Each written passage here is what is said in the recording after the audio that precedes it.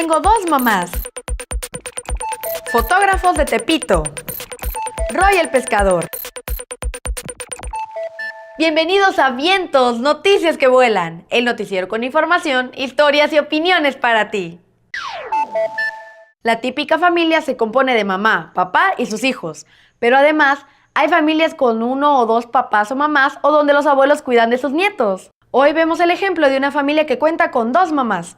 Viajemos en una ráfaga de viento hasta La Paz para ver esta nota que nos comparten nuestros amigos de Guadalajara News for Kids en Bolivia. Tengo una mamá que tiene una pareja que es una mujer. Ella es mi primera mamá. La segunda, un día mi mamá me llevó a conocerla y me dijo, mi mamá, ella es mi pareja. Y yo estaba como así bien sorprendido. Mi familia es así todo tranquilo, es buena onda, o sea, es mejor estar así porque, no sé, te dan más libertad, no te riñen, ya, así todo tranquilo.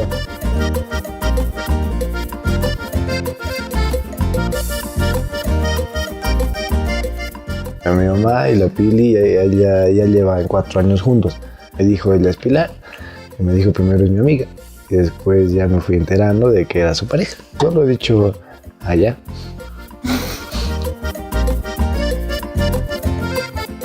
La Pili me ha enseñado a que con el estudio puedes ir más lejos. Ella me ha enseñado a que hay que ser muy responsable, ordenado. Yo estoy muy mal por lo que me contaron mis mamás, que no se puedan casar parejas lesbianas o gays. Yo ahorita diría que toda pareja de cualquier sexo se pueda casar, ¿no? Siento que siempre se ayudan, siempre están juntas. Yo siempre cuando me levanto voy a su cuarto abrazadas las dos. Bajo a desayunar, las dos ahí preparándome mi desayuno. Yo estoy muy feliz, muy feliz. No importa, aunque sea una pareja diferente, una pareja así, como cualquier pareja. No importa. Tenemos dos mamás, es buena onda. Como los demás, nunca hay que sentirse diferente. El amor, no importa de qué raza, no importa. El amor es lo importante. ¡Chau, Pica! Y desde Bolivia volamos de vuelta a México, porque llegó el momento de nuestra sección Entérate en Vientos. A través del arte podemos compartir lo que pensamos o sentimos, pero ¿cómo saber cuál es la disciplina que va más con nosotros? En Puebla, una escuela de iniciación al arte nos guía para responder esa pregunta.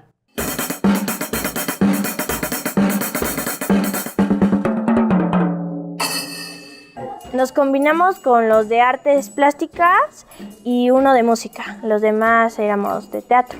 Discutimos sobre la contaminación, sobre los perros callejeros y la delincuencia. ¡Mudar la delincuencia!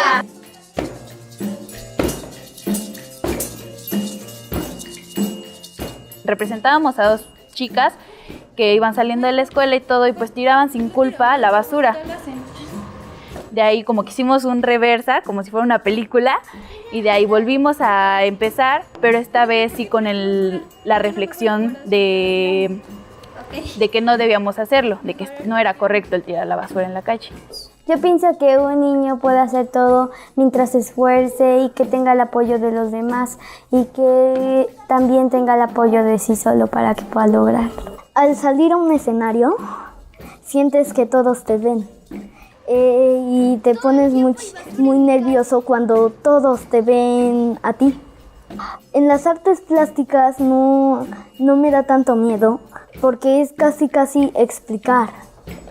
Del teatro, las artes plásticas y la música, prefiero la música.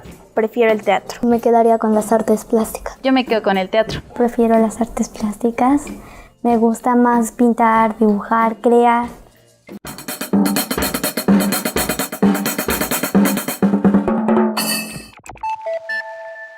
Ahora llega a nuestra pantalla otra forma de arte, en la que se combina la paciencia y el conocimiento con la belleza de la naturaleza. Me refiero a los árboles bonsái. Estos árboles en miniatura se cultivan en pequeñas vasijas y pueden llegar a vivir cientos de años, como lo hace un árbol de tamaño normal. Los bonsái no crecen de esta manera por sí solos, sino que con el cuidado, la poda constante, mucha paciencia y tiempo, es que sus cuidadores van creando estas figuras increíbles. La historia de este tipo de árboles comenzó hace 2500 años, cuando en China hubo un gran interés por hacer réplicas en miniatura de los paisajes chinos. Y eso incluía, claro está, la presencia de árboles pequeñitos. Los chinos los llamaron pensai, que quiere decir cultivado en una bandeja, y los consideraban sagrados, pues no podían usarse para fines prácticos como por ejemplo obtener madera. Ya en el año 1800, un grupo de estudiosos de las artes chinas se reunieron cerca de la ciudad de Osaka, en Japón, para discutir los últimos estilos en árboles en miniatura, y fue entonces cuando los japoneses le pusieron un nombre en su idioma, que es con el que más conocemos, bonsái. En una foto puede haber recuerdos, rostros, lugares o momentos importantes. Esos son algunos de los temas que capturan con un clic niñas y niños que participan en el taller de fotografía del Centro Cultural Tepito y que ahora nos comparten sus experiencias.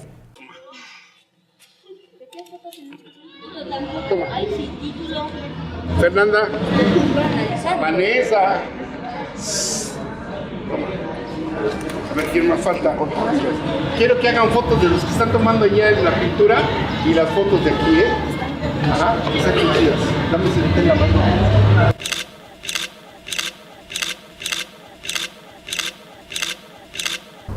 Me gusta tomar fotos. Es muy divertido. La pones así, no la mueves y le aprietas el botón y ya. Por decir, si tú quieres tomarle una foto a alguien, tú no le debes de cortar ni la cabeza ni nada de eso. Cuando estoy alegre salen las fotos bonitas. Cuando estás enojada se ve como medio feita. Los fotografitos son parte de un grupo, tomamos fotos y los divertimos. El nuestro Mario es nuestro maestro de fotografía y él es bueno porque nos explica de la manera que podamos entender. Si no lo entendemos, nos lo vuelve a explicar de otra manera.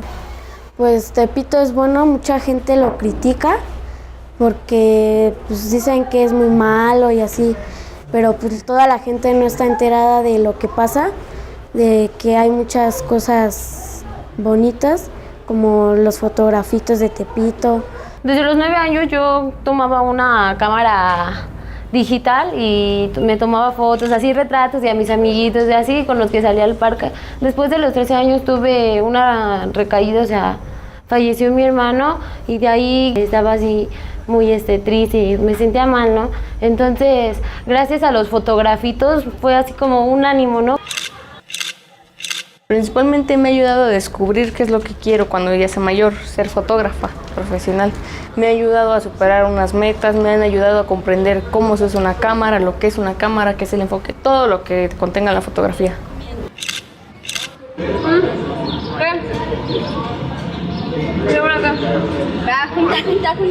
Y yo sé que esto es mi vida porque yo lo he podido percibir a través, o sea, de que tomo el flash, de que tomo el momento y de que no pierdo ese momento de, o sea, del que estoy viviendo y lo vuelvo a retomar y lo vuelvo a recordar y, o sea, yo sé que a lo mejor una persona que no vuelva a ver así, o sea, por una fotografía lo recuerdas, está bien bonito, ¿no? Estás, ay, o sea, lo recuerdas muy bonito.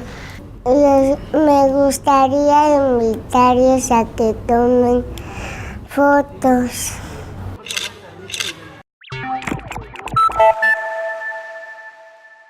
En 1866 se colocó el primer cable que atravesaba un océano y lo usaron para enviar telegramas. En la actualidad, el 99% de las llamadas telefónicas internacionales, de los mensajes que se envían y de las actividades que se realizan por internet entre los continentes, son posibles gracias a los cables submarinos, los cuales son mucho más veloces y sufren menos problemas que las señales por satélite. Aunque no hay una cifra exacta, Se calcula que hay al menos 1 millón de kilómetros de cables submarinos dando vueltas al planeta. Miden unos 6 centímetros de grueso y a veces se encuentran hasta 8.000 metros de profundidad. En el país de Rumania se llevó a cabo el concurso internacional de robótica Infomatrix 2017 y México estuvo representado por equipos de niños y niñas de Toluca y del estado de Oaxaca. Ahí, las mexiquenses Carla Isabela y María Fernanda Orozco, junto con Armando Augusto Serrano, ganaron el primero y segundo lugar en las competencias de robot seguidor de líneas Lego. Mientras que Brenda Martínez y Omar Nataren de Oaxaca ganaron medallas de plata en sus respectivas categorías en las competencias de sumo y seguidor de línea Lego.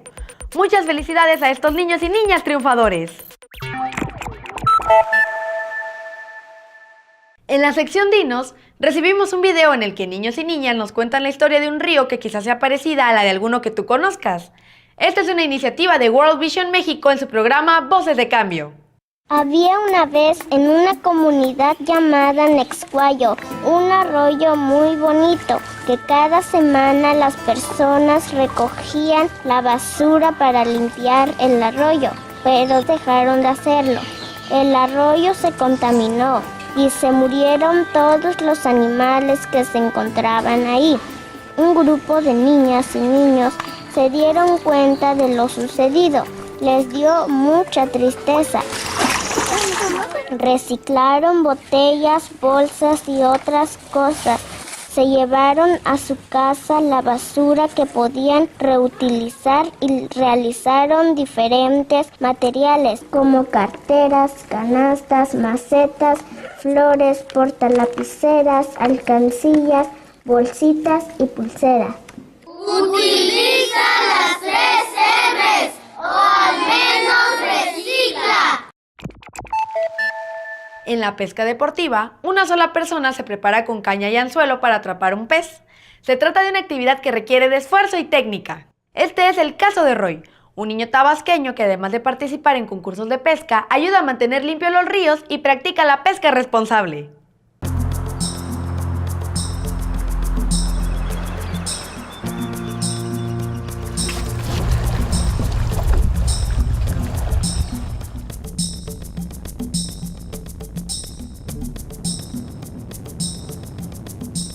La empecé a practicar hace como 3 años, pero mi primer torneo fue hace 2 años. Y fue cuando realmente ya me sentí atraído por la pesca. El deporte que yo estoy practicando ahorita es el troleo, que yo tiro mientras la lancha está en movimiento. El casting es diferente porque la lancha está parada. Y este señuelo imita un pez herido. Es como si le estuvieran dando una oportunidad a los peces, pero solo les engañan. Cuando yo agarré el primero no sabía qué hacer y mi papá me tuvo que ayudar, porque casi tiro la caña.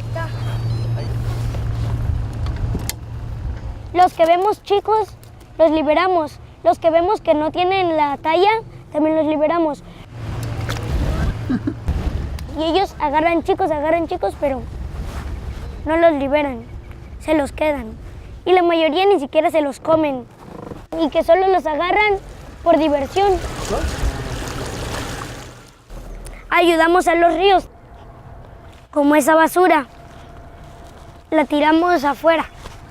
De hecho, hay torneos en los que nos dan bolsas para ahí botar la basura que encontremos y hacen un sorteo con eso, el que más basura recoja. Para mí la paciencia es esperar realmente a que el pez jale o a que el pez se enganche. He esperado como 3 horas o más. Hay que cuidar mucho los pescados, ya que muchos tipos de peces que están en peligro de extinción gracias al hombre. Cuiden los ríos, que no tiren basura, que ayuden a la especie a reproducirse y que capturen y liberen a los peces. Eso les recomendaría yo.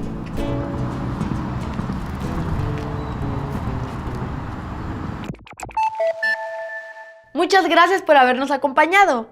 Si tienes alguna sugerencia, idea o video que nos quieras compartir, envíanoslo a info@vientos.tv o visita nuestra página web.